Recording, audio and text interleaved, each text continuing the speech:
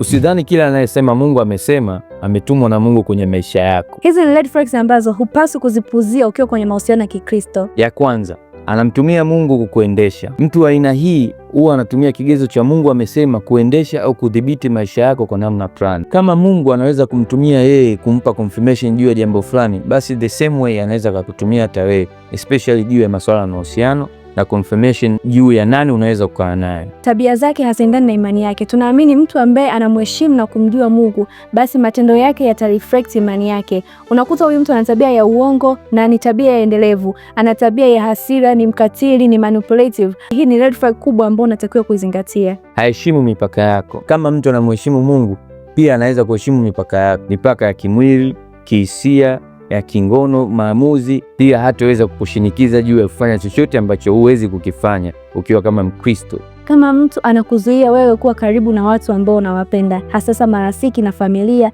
anakukataza kwenda kanisani, anakukataza kuwa na community, basi lazima uwe unajiuliza, kwa nini mtu huyu ananikataza mimi kuwa na watu wangu wa karibu? Hiyo ni red flag pia kuzingatia. Hawezi kucontrol hasira zake.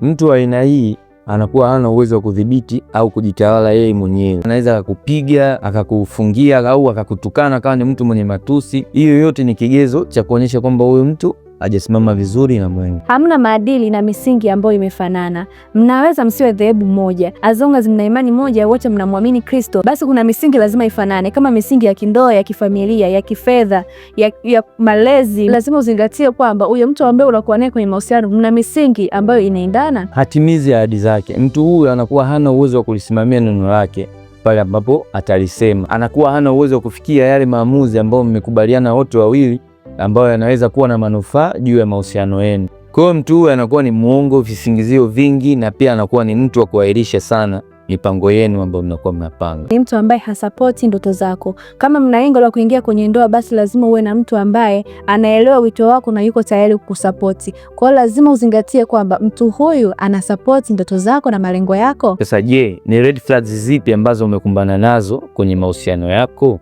Yes, tuachie mawazo yako kwenye comment section, and guys, we love you.